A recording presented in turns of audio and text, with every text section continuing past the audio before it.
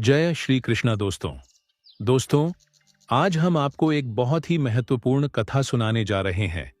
इस कथा के माध्यम से हम आपको यह बताएंगे कि इस संसार में सबसे बड़ा दान कौन सा होता है, जिसे करने से पूर्ण पुण्य की प्राप्ति होती है, और कैसे हम बुरे लोगों की पहचान कर सकते हैं। दोस्तों, इस कथा के माध्यम से आप जानेंगे कि बुरे लोगों की पहचान कैसे की जा सकती है। तो कृपया आप इस कथा को शुरू से अंत तक ध्यान से सुनिएगा, क्योंकि अधूरा ज्ञान मानव जीवन में अनेक कठिनाइयों का कारण बन सकता है।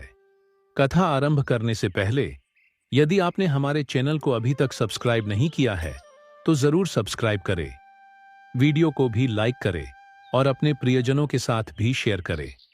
कमेंट बॉक्स में लिखिए जय श्री राधे कृष्ण।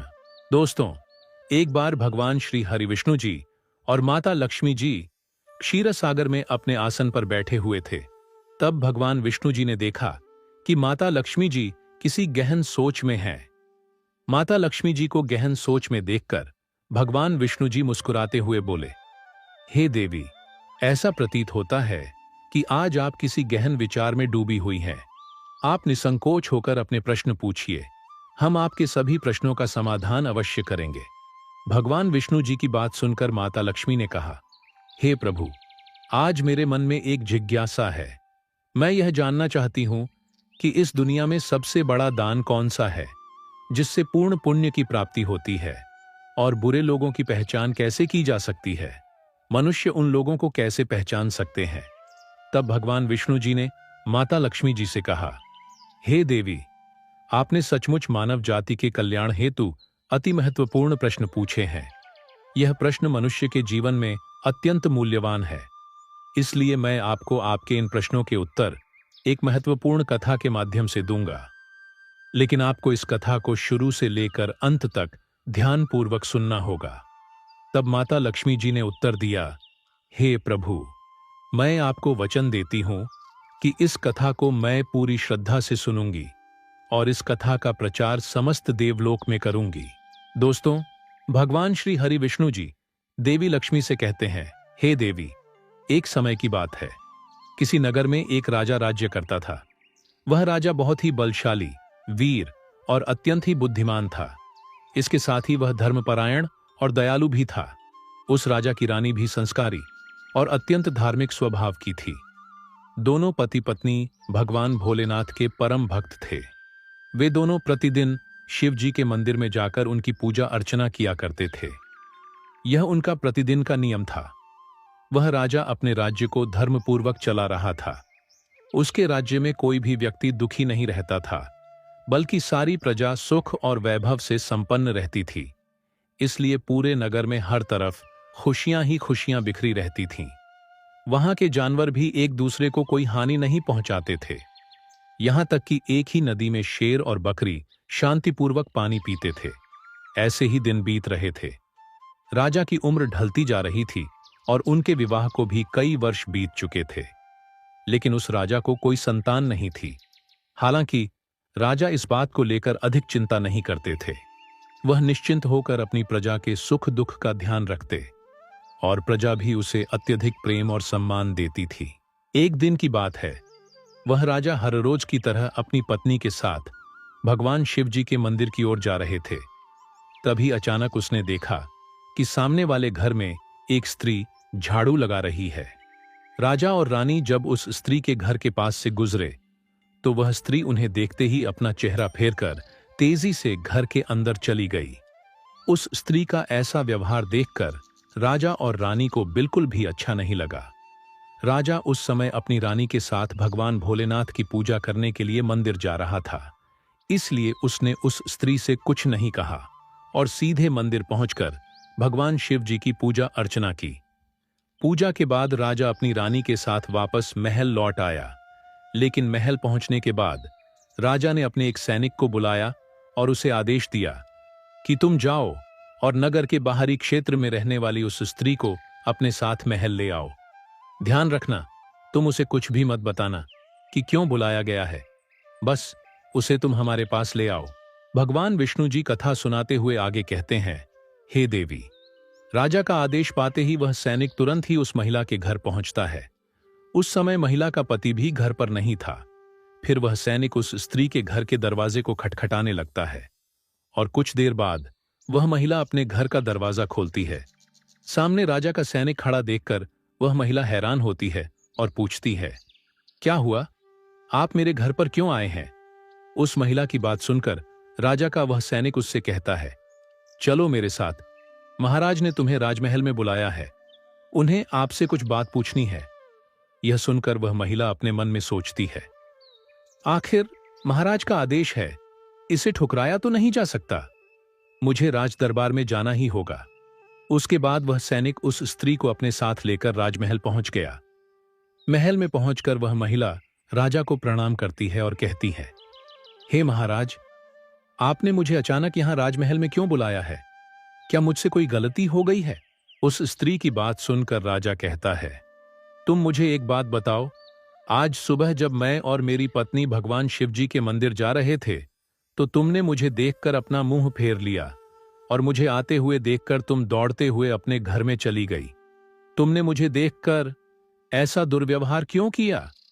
तब वह महिला निर्भीकता से राजा से कहती है, हे महाराज, आप भले ही मुझे मृत्युदंड दे दें तो भी मुझे कोई ऐतराज नहीं, परंतु मैं सच ही कहूंगी। आपके महल में बड़े बड़े विद्वान हैं, पंडित हैं। अगर मैं गलत बात बोलूं तो आप उनसे पूछ सकते हैं कि हमारे नगर में यह मान्यता है कि जो सुबह सुबह आपका चेहरा देख लेता है तो उस व्यक्ति का पूरा दिन खराब हो जाता है। क्योंकि आप संतानहीन हैं, अभी तक आपको संतान की प्राप्ति नहीं हुई है, इसी कारण मैंने आपका मुंह देखकर अपना मुंह फेर लिया था और अपने घर के अंदर चली गई थी। उस महिला की ऐसी बात सुनकर राजा आश्चर्य में पड़ जाता है। वह अपने मन में सोचता है कि यह महिला तो बिल्कुल सत्य कह रही है। यदि किसी नगर के राजा को संतान नहीं हो तो यह उसकी प्रजा के लिए बिल्कुल भी शुभ नहीं माना जाता। उसके बाद राजा उस महिला को वापस अपने घर जाने की अनुमति देता है।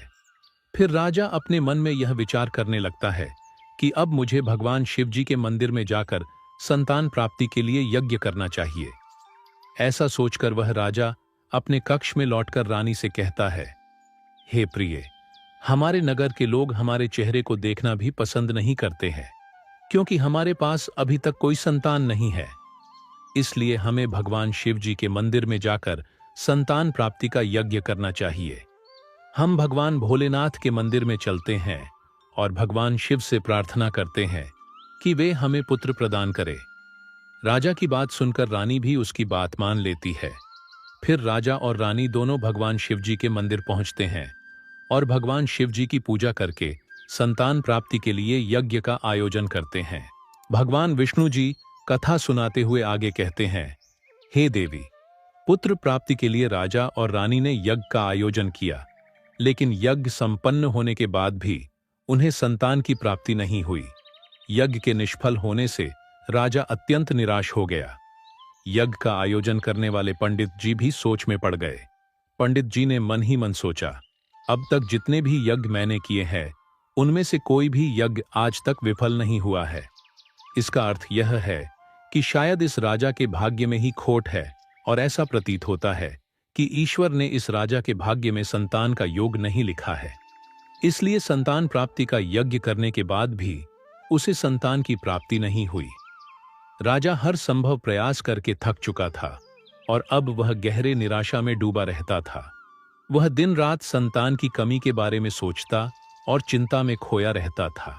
एक दिन सिंहासन पर बैठे बैठे राजा को अचानक एक बात याद आती है कि दूसरे नगर के वन में एक महात्मा जी निवास करते हैं, जिनकी ख्याति दूर दूर तक फैली है। राजा के मन में विचार आता है कि शायद उन महात्मा के पास मेरे इस कष्ट का कोई समाधान हो। अगर मैं उनके पास जाऊं तो संभवतः वे मुझे पुत्र प्राप्ति का कोई उपाय बता सकें। मुझे उनके पास जाना चाहिए। अपने मन में यह निर्णय लेकर राजा तुरंत अपनी रानी के पास जाता है और उससे कहता है, हे प्रिय, दूसरे नगर के वन में एक महान तपस्वी और ज्ञानी महात्मा जी रहते हैं। मुझे लगता है कि हमें उनके पास जाना चाहिए। हो सकता है कि वे हमें पुत्र प्राप्ति का कोई मार्ग सुझा दें। फिर रानी भी राजा की इस बात से सहमत हो गई। रानी ने कहा, हे स्वामी, आपकी बात बिल्कुल सही है, हमें महात्मा जी से अवश्य मिलना चाहिए। रानी की सहमति पाकर राजा और रानी दोनों ने एक रथ में बैठकर महात्मा जी के दर्शन के लिए दूसरे वन की ओर प्रस्थान किया। कुछ समय के बाद वे दोनों वन में पहुंच गए। रथ से उतरकर राजा और रानी दोनों जंगल के भीतर जाने लगे। ऊंचे नीचे रास्तों से गुजरते हुए वे महात्मा के आश्रम की ओर बढ़ने लगे। भगवान विष्णु जी कथा सुनाते हुए आगे कहते हैं, हे देवी। फिर राजा और रानी वन के भीतर महात्मा जी की कुटिया के पास पहुंच जाते हैं। वहां वे देखते हैं कि महात्मा जी एक विशाल वृक्ष के नीचे ध्यानमग्न होकर साधना में लीन है। यह दृश्य देखकर राजा और रानी कुछ देर तक खामोशी से खड़े रह जाते हैं ताकि महात्मा जी की साधना में कोई विघ्न न आए। दोनों हाथ जोड़कर विनम्रतापूर्वक महात्मा जी के सामने खड़े रहते हैं। कुछ समय बाद महात्मा जी अपनी साधना से बाहर आते हैं और अपनी आंखें खोलते हैं। तब वे देखते हैं कि राजा और रानी उनके सामने अपने दोनों हाथों को जोड़कर खड़े हुए हैं। वे महात्मा जी उस राजा को अच्छी तरह से जानते भी थे, इसलिए वे राजा को देखते ही पहचान लेते हैं और राजा से मुस्कुराते हुए कहते हैं, हे राजन, आज आप यूं अचानक से हमारे पास किस प्रयोजन से पधारे हैं? तब राजा ने नम्रता से महात्मा जी को प्रणाम किया और अपनी व्यथा महात्मा जी को कह सुनाई। उसने बताया कि कैसे उन्होंने पुत्र प्राप्ति के लिए यज्ञ किया, परंतु सभी प्रयास व्यर्थ गए। यह सब सुनने के बाद महात्मा जी कुछ क्षणों के लिए मौन हो गए और अपनी आंखें बंद कर लीं। वे ध्यानस्थ होकर राजा के जीवन की घटनाओं का आंतरिक दृष्टि से अवलोकन करने लगे। कुछ समय बाद महात्मा जी ने अपनी आंखें खोलीं और गंभीर स्वर में बोले, राजन, मैंने आपके जीवन का एक ऐसा सत्य देखा है जिसे सुनकर आपको कष्ट हो सकता है। आपके पिछले जन्म में किए गए एक पाप का फल इस जन्म में आपके भाग्य पर भारी पड़ा है।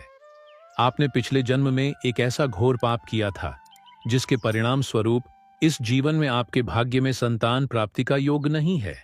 इसी कारण से आपके सभी प्रयास निष्फल हो रहे हैं। भगवान विष्णु जी कथा सुनाते हुए आगे कहते हैं, हे देवी। महात्मा जी की बातें सुनकर राजा उनके चरणों में गिर पड़ा और विनती करते हुए बोला, हे महात्मन, कृपा करके आप ऐसा मत कहिए। आप ही हमारे दुख को हरने का कोई उपाय सुझाइए। राजा की यह व्याकुलता देखकर महात्मा जी ने उसे सहारा देकर अपने चरणों से उठाया और बोले, हे राजन, इतनी अधीरता आपको बिल्कुल भी शोभा नहीं देती। मैं अभी आपको आपके इस कष्ट का निवारण करने का उपाय बताता हूं, जिसे करने के बाद आपको अवश्य ही पुत्र की प्राप्ति होगी। इतना कहकर वे महात्मा जी अपनी कुटिया के भीतर जाते हैं और थोड़ी देर के बाद हाथ में एक कटोरी में खीर लेकर बाहर आ जाते हैं।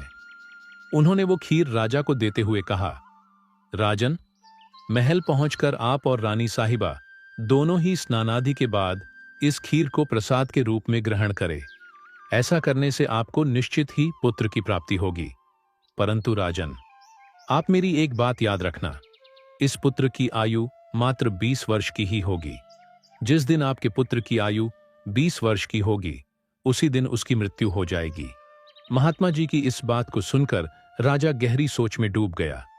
वह अपने मन में सोचने लगा, चलो 20 वर्ष के लिए ही सही, परंतु इस संतानहीनता का कलंक तो मिट जाएगा, हमें संतान का सुख तो मिलेगा। राजा ने मन ही मन इस बात को स्वीकार कर लिया और महात्मा जी से निवेदन किया, हे महात्मन, आपका आशीर्वाद और मार्गदर्शन स्वीकार है, कृपा करके हमें यह अवसर दे। महात्मा जी ने मुस्कुराते हुए राजा को आशीर्वाद दिया। राजा और रानी ने महात्मा जी को प्रणाम किया, उनकी चरण वंदना की और विनम्रतापूर्वक आभार व्यक्त किया। इसके बाद राजा और रानी अपने रथ में बैठकर महल की ओर लौट चले। इसके बाद महल पहुंचकर राजा और रानी स्नान आदि कर भगवान भोलेनाथ जी का प्रसाद मानते हुए श्रद्धा से उस खीर को ग्रहण करते हैं। उसके कुछ ही दिनों बाद रानी गर्भवती हो जाती है, जिससे रानी बहुत ही प्रसन्न हो जाती है। जब राजा ने यह शुभ समाचार सुना तो वह भी खुशी से झूम उठा। संतान प्राप्ति का यह सुखद समाचार सुनने के बाद राजा ने महात्मा जी के प्रति अपनी कृतज्ञता प्रकट करने का निश्चय किया। राजा अपने रथ में ढेर सारे फल, फूल, वस्त्र और अन्य भेंट सामग्रियां रखकर वन में महात्मा जी की कुटिया की ओर चल पड़ा। कुटिया के निकट पहुंचकर राजा ने अपने रथ को रोक दिया और विनम्र भाव से नीचे उतरकर महात्मा जी के पास पहुंचा। महात्मा जी ध्यानमग्न बैठे थे। राजा ने उनके पास जाकर सभी वस्त्र, फल, फूल उन्हें समर्पित किए और गहरे आदर के साथ प्रणाम करते हुए कहा, हे महात्मन, आपकी ही कृपा से हमें संतान प्राप्ति का सुख प्राप्त होने जा रहा है, इसलिए आप मेरी यह तुच्छ सी भेंट कृपा कर स्वीकार करें। महात्मा जी राजा की विनम्रता और कृतज्ञता से अत्यंत प्रसन्न हुए। उन्होंने राजा की भेंट को स्वीकार कर उसे आशीर्वाद दिया और कहा, राजन, तुम्हारी भक्ति और संकल्प ने ही तुम्हारे जीवन को फलवंत किया है। तुम्हारे हृदय में जो प्रेम और श्रद्धा है वह अनमोल है। जाओ, तुम्हारी संतान गुणवान और धर्मनिष्ठ हो। उसके बाद राजा ने महात्मा जी का आशीर्वाद पाकर उनसे विदा ली और अपने रथ में बैठकर वापस अपने महल की ओर प्रस्थान करते हैं। महल लौटकर राजा बहुत ही खुशियां मनाता है। भगवान विष्णु जी कथा सुनाते हुए आगे कहते हैं, हे देवी, ऐसे ही दिन बीत रहे थे। आखिरकार वह शुभ दिन आया जब राजा के यहां एक पुत्र का जन्म हुआ। पुत्र के जन्म से जैसे महल में खुशियों की बयार बहने लगी। राजा ने पुत्र प्राप्ति की खुशी में पूरे नगर में उत्सव का आयोजन किया। महल को फूलों और रंग बिरंगी रोशनियों से सजाया गया और प्रजा के बीच मिठाइयां बांटी गईं। पूरे नगर में हर्षोल्लास का माहौल छा गया था। राजा ने अपने पुत्र का नाम शौर्यवीर रखा। शौर्यवीर अपने पिता के ही गुणों का प्रतीक बनते हुए बड़ा होने लगा। वह अपने पिता की तरह ही धर्मनिष्ठ, आत्मानुरागी और परमेश्वर का अनन्य भक्त था।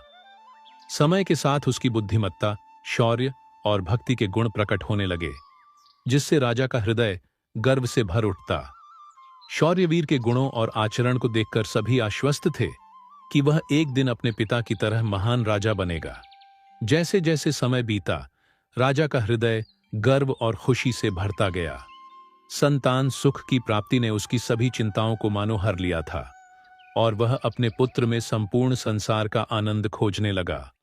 वह राजा पुत्र के प्रति अपने स्नेह में इतना डूब गया कि वह यह महत्वपूर्ण बात भी भूल बैठा कि उसके पुत्र की आयु मात्र 20 वर्ष तक की है।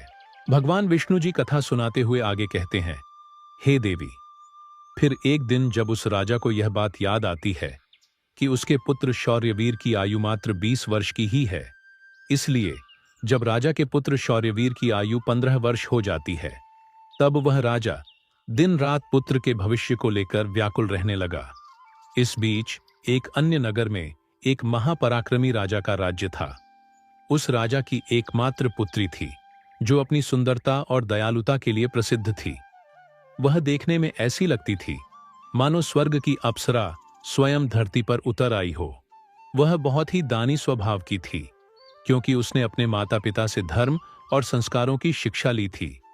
इसलिए उसका हृदय करुणा और उदारता से भरा हुआ था। वह प्रतिदिन सुबह उठकर पक्षियों को दाना डालती और अपने द्वार पर आने वाले साधु संतों, भिक्षुओं को सदा ही आदर से भोजन कराती थी। कोई भी भूखा उसके द्वार से खाली हाथ नहीं लौटता था। ऐसे ही दिन बीत रहे थे।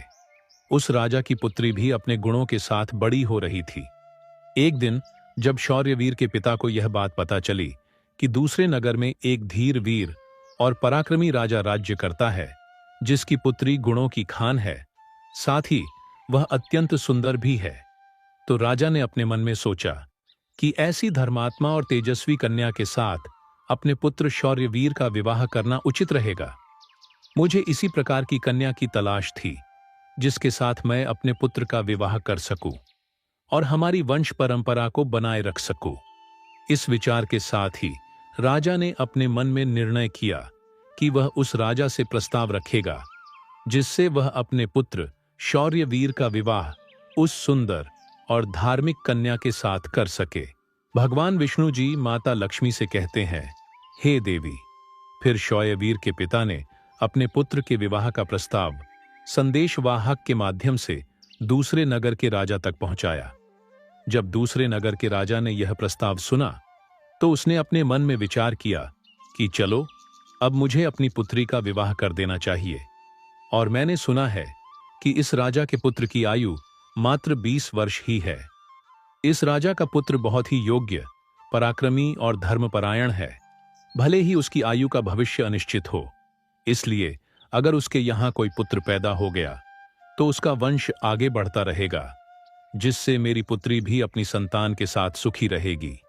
इन विचारों को मन में संजोए हुए उस राजा ने शौर्यवीर के विवाह प्रस्ताव को सहर्ष स्वीकार कर लिया। फिर कुछ ही दिनों के भीतर शुभ मुहूर्त में शौर्यवीर का उस राजकुमारी के साथ विवाह हो गया। वह राजकुमारी न केवल सुंदर थी, बल्कि बहुत ही दयालु स्वभाव की थी। उसने अपने बचपन से ही यह नियम अपनाया था कि जब तक वह किसी भूखे या असहाय प्राणी को भोजन नहीं करवाती, तब तक वह स्वयं भोजन ग्रहण नहीं करती। उसके माता पिता ने उसे सेवा और दान की भावना सिखाई थी और उसने उसे अपने जीवन का अटूट हिस्सा बना लिया था। विवाह के पश्चात राजकुमारी का यह नियम उसके ससुराल में भी जारी रहा। हर सुबह वह महल के द्वार पर जाकर जरूरतमंद लोगों को भोजन करवाती और अपने हाथों से उन्हें अन्न दान करती। उसकी यह दया भावना देखकर महल के सभी लोग उसका बहुत सम्मान करने लगे थे। धीरे धीरे ऐसे ही समय गुजर रहा था और हर गुजरते दिन के साथ शौर्यवीर की उम्र भी बढ़ रही थी।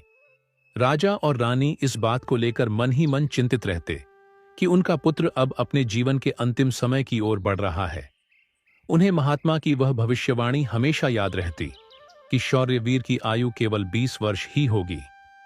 इस दुखद सत्य को केवल राजा और रानी ही जानते थे। उन्होंने यह बात किसी और को नहीं बताई थी, ताकि महल में कोई चिंता का माहौल न बने। जैसे जैसे शौर्यवीर की आयु 20 वर्ष की ओर बढ़ती जा रही थी, राजा और रानी के दिल की धड़कनें तेज हो जातीं। अपने पुत्र के प्रति उनका प्रेम और मोह इतना अधिक था कि वे चाहकर भी इस चिंता से मुक्त नहीं हो पाते थे। भगवान विष्णु जी कथा सुनाते हुए आगे कहते हैं, हे देवी, फिर वह दिन भी आ जाता है जब शौर्यवीर के जीवन के मात्र 3 दिन शेष रह जाते हैं। राजा और रानी का दिल भारी हो जाता है। राजा बार बार अपने मन में सोचने लगा कि अब मैं क्या करूं? मेरा पुत्र 3 दिन बाद मुझसे हमेशा के लिए दूर हो जाएगा। क्या कोई ऐसा उपाय नहीं है जिससे मैं उसे बचा सकूं? रानी भी इस दुख से भरी थी और हर पल अपने पुत्र के जीवन की कल्पना करती रहती। इसलिए उनके पुत्र मोह ने उन्हें बीमार और कमजोर बना दिया था। दोनों इतने दुखी थे कि अब उन्होंने भोजन करना भी छोड़ दिया था, परंतु अपनी पीड़ा को उन्होंने किसी के सामने प्रकट नहीं किया। वे नहीं चाहते थे कि महल के लोग उनके पुत्र की मृत्यु की बात सुनकर दुखी हों और चिंता में पड़ जाए। फिर वह आखिरी दिन भी आ पहुंचा, जिस दिन शौर्यवीर की आयु पूरी होनी थी, उसकी मृत्यु होनी थी। फिर उस दिन जैसे ही सुबह हुई, राजा और रानी अपनी चिंता और दुख से व्याकुल होकर भगवान भोलेनाथ के मंदिर में बैठकर उनकी पूजा अर्चना में लग गए। वे दोनों भगवान भोलेनाथ से प्रार्थना करते हुए कहने लगे, हे प्रभु, आप कृपा करके हमें पुत्र की मृत्यु होने के दुख को सहन करने की शक्ति दीजिए। हम जानते हैं कि जो भी किसी के भाग्य में लिखा होता है उसे कोई बदल नहीं सकता, वो होकर ही रहता है। परंतु हमारे लिए यह समय बहुत ही कठिन है। उधर राजकुमार शौर्यवीर की पत्नी अपने दैनिक धर्म कर्म के कामों में लगी हुई थी। हर दिन की तरह वह भूखे गरीबों और निर्धनों को भोजन करा रही थी, पक्षियों को दाना डाल रही थी और जरूरतमंदों की सहायता में लगी थी। उसे अपने पति की आयु के बारे में कुछ भी पता नहीं था, इसलिए वह निश्चिंत होकर अपने कार्यों में मग्न थी। इसी बीच यमलोक में धर्मराज जी ने देखा कि आज राजकुमार शौर्यवीर की मृत्यु का दिन है, तो उन्होंने तुरंत ही अपने 2 प्रमुख दूतों को बुलाया और उन्हें आदेश दिया, जाओ और अब से कुछ समय बाद राजकुमार शौर्यवीर के प्राण उसके शरीर से निकालकर अपने साथ यमलोक ले आओ। परंतु ध्यान रहे कि उसकी मृत्यु एक विशेष कारण से होनी है। उसकी मृत्यु एक सांड द्वारा उसे पीछे से ठोकर मारने से ही होगी। जब वह सांड राजकुमार शौर्यवीर को पीछे से ठोकर मारेगा, तभी उसके प्राण हमारे पास आ सकेंगे। इसके लिए तुम दोनों एक सांड के पास जाकर उसे राजकुमार शौर्यवीर की मृत्यु के लिए प्रेरित करो। धर्मराज के आदेशानुसार वे दोनों दूत यमलोक से धरती पर जाने के लिए तत्पर हो गए। भगवान विष्णु जी माता लक्ष्मी से कहते हैं, हे देवी। वे दोनों यमदूत राजकुमार शौर्यवीर के प्राण लेने के लिए आकाश मार्ग से होते हुए पृथ्वी लोक पहुंच जाते हैं। दूसरी ओर धर्मराज की माया के प्रभाव से एक सांड ने अपने मन में सोचा कि आज मुझे राजमहल के सुंदर बगीचे में प्रवेश करना चाहिए और वहां घूमना चाहिए। मुझे देखना चाहिए कि राजमहल का बगीचा कैसा है। फिर बिना किसी रुकावट के वह सांड धीरे धीरे चलते हुए महल के बगीचे में जा पहुंचा। संयोग से यह वही बगीचा था जहां राजकुमार शौर्यवीर प्रतिदिन टहलने के लिए आते थे। धर्मराज की माया से प्रेरित वह सांड जैसे ही बगीचे में प्रवेश करता है तो वहां जाकर वह घास चरने और इधर उधर घूमने लगता है। उसी समय धर्मराज जी के दो दूत राजमहल के बगीचे के द्वार के पास खड़े हो गए। वे दोनों बगीचे के भीतर की गतिविधियों पर नजर बनाए रखते हैं। कुछ समय बाद राजकुमार शौर्यवीर उस बगीचे में टहलने के लिए आता है। राजकुमार शौर्यवीर को सांड के वहां होने का एहसास नहीं था और वो अपने विचारों में खोए हुए बगीचे में टहलने लगता है। तब वे दोनों यमदूत अपने मन में सोचते हैं, अब बस थोड़ी ही देर में राजकुमार शौर्यवीर की आयु समाप्त होने का समय निकट आ जाएगा। हमें इंतजार है उस पल का जब यह सांड राजकुमार को ठोकर मारेगा, तब हम उसके प्राण लेकर यमलोक लौट जाएंगे। जब वे दोनों दूत यह विचार कर रहे थे कि तभी क्या होता है कि एक अन्य नगर में एक निर्धन ब्राह्मण रहता था। उस ब्राह्मण की एक पुत्री थी जिसका समय रहते उसने विवाह कर दिया था, लेकिन दुर्भाग्य से उसकी बेटी का पति एक दुष्ट प्रवृत्ति का व्यक्ति था जो बहुत ही मदिरापान करता था, जुआ खेलता था और पराई स्त्रियों के साथ संबंध बनाता था। यही नहीं, वह अपनी पत्नी को नशे में धुत होकर अक्सर मारता पीटता था और उसे घर से निकालना चाहता था। उसकी इस आदत के कारण गरीब ब्राह्मण की बेटी बहुत ही दुखी और पीड़ित रहने लगी थी। लेकिन वह गरीब ब्राह्मण की बेटी जब अपने पति के साथ कुछ समय तक रही, तब एक दिन वह गर्भवती हो जाती है। इसलिए एक दिन उसने अपने पति की मारपीट से तंग आकर उसे छोड़कर वो अपने पिता के घर अपने मायके में आ जाती है। वह आंसुओं से भरी आंखों के साथ अपने पिता से कहती है, पिताजी, आज के बाद मैं अपने पति के साथ नहीं रह सकती, क्योंकि वह मुझे रोज मारता पीटता है और बुरी तरह से अपमानित करता है, और मैं उसके इस व्यवहार से तंग आकर उसको छोड़कर मायके चली आई हूं। मुझे क्षमा कर दीजिए, पर अब मैं अपने मायके में ही रहना चाहती हूं। उसका पिता अब बहुत ही वृद्ध हो चुका था और अब उसकी कमाई का कोई ठोस साधन नहीं था, जिसके कारण उसे प्रतिदिन नगर के विभिन्न घरों में जाकर भिक्षा मांगनी पड़ती थी ताकि वह किसी प्रकार अपने और अपने परिवार का पेट भर सके। भगवान विष्णु जी कथा सुनाते हुए आगे कहते हैं, हे देवी, जब उसकी बेटी का गर्भकाल पूरा हुआ तो उसने एक सुंदर पुत्र को जन्म दिया, लेकिन जन्म देने के बाद उसे बहुत तेज भूख लगने लगी। उसे भोजन की आवश्यकता थी। प्रसव के बाद भूख कई गुना बढ़ जाती है, इसलिए वह अपने पिता से भोजन मांगने लगी। दुर्भाग्यवश उसके पिता सुबह से ही भिक्षा के लिए नगर नगर गए हुए थे, परंतु रोज रोज भिक्षा मांगने के कारण उस दिन किसी ने उसे भिक्षा नहीं दी थी। भगवान विष्णु जी कथा सुनाते हुए आगे कहते हैं, हे देवी, गरीबी किसी भी मनुष्य के लिए एक सबसे बड़ा अभिशाप है और यह उसके आत्मसम्मान और अस्तित्व के लिए अत्यंत पीड़ादायक होती है। उधर उस गरीब ब्राह्मण को किसी ने भी भोजन नहीं दिया, इसलिए वह खाली हाथ ही घर वापस लौट आता है। इधर उसकी पुत्री भूख से बहुत ही व्याकुल हो रही थी। जब वृद्ध ब्राह्मण निराश होकर खाली हाथ घर लौटा और उसकी बेटी ने उसे बिना भोजन के आते देखा, तो वह दुखी होकर रोते हुए अपने पिता से बोली, पिताजी, अब मुझसे भूख सहन नहीं होती। पूरे 3 दिन बीत चुके हैं और मैंने भोजन का एक भी कण नहीं खाया है। अब तो ऐसा लगता है कि भूख के कारण मेरे प्राण ही निकल जाएंगे। लेकिन अगर आपको कुछ भिक्षा में मिला हो तो मुझे खाने को दे दीजिए, नहीं तो मेरे प्राण निकल जाएंगे। तब उसका वृद्ध पिता अपनी बेटी को सांत्वना देते हुए कहता है, पुत्री, मैं कुछ ही देर में लौटूंगा। मैं अब दूसरे नगर में जाऊंगा और वहां के राजा के महल के द्वार पर जाकर भिक्षा मांगूंगा। अगर वहां से मुझे कुछ भी मिल जाता है तो तुरंत तुम्हारे लिए लेकर आऊंगा। अपनी बेटी से यह कहकर वृद्ध ब्राह्मण वहां से निकल पड़ा। इधर राजकुमार शौर्यवीर की पत्नी, जो कि रोजाना गरीबों को भोजन करवाती थी, उस दिन उस नगर के राजा और रानी दोनों अत्यधिक बीमार पड़ गए थे, क्योंकि पुत्रमोह के कारण वे बहुत ही चिंतित थे और शौर्यवीर की पत्नी उनके कक्ष में थी। इसलिए आज उसने गरीबों को भोजन नहीं करवाया था, परंतु उसने अपने पति के लिए भोजन बनाया था और भोजन की थाल सजाकर रख दी थी कि जब उसका पति बगीचे से लौटेगा तो वह उसे भोजन कराएगी। क्योंकि उसका पति अपने माता पिता के पास बैठकर उनकी सेवा करके अपने बगीचे में घूमने के लिए गया हुआ था। भगवान विष्णु जी कथा सुनाते हुए आगे कहते हैं, हे देवी। इधर वह वृद्ध ब्राह्मण राजमहल के द्वार पर पहुंच जाता है। जब राजकुमार की पत्नी ने उसे देखा तो उसके मन में उस वृद्ध ब्राह्मण के प्रति दया उमड़ आई। उसके बाद वह वृद्ध ब्राह्मण उस राजकुमार की पत्नी की तरफ देखकर विनम्रता से उससे कहता है, हे पुत्री, यदि मुझे इसमें से कुछ भोजन मिल जाए तो तुम्हारा बड़ा ही उपकार होगा। राजकुमार की पत्नी को उस ब्राह्मण की बात सुनकर उस पर बहुत दया आई। उसने सोचा, यह तो कोई गरीब ब्राह्मण है जो भूखा है और मुझसे कुछ भोजन मांग रहा है। यह सोचकर राजकुमारी की पत्नी उसे भोजन देने के लिए तैयार हो गई। लेकिन अचानक वह अपने मन में सोचने लगती है कि यह भोजन तो मैंने अपने पति के लिए बनाया है। अगर मैं इसे यह भोजन दे दूंगी तो मेरे पति क्या खाएंगे? लेकिन अगले ही पल उसने सोचा, मेरे पति तो अब भी बगीचे में घूमने के लिए गए हुए हैं, तब तक मैं यह भोजन इस गरीब ब्राह्मण को दे देती हूं, और जब मेरे पति वापस आएंगे तो मैं उनके लिए नया भोजन बना दूंगी। यह भूखे ब्राह्मण की सहायता करना अधिक आवश्यक है।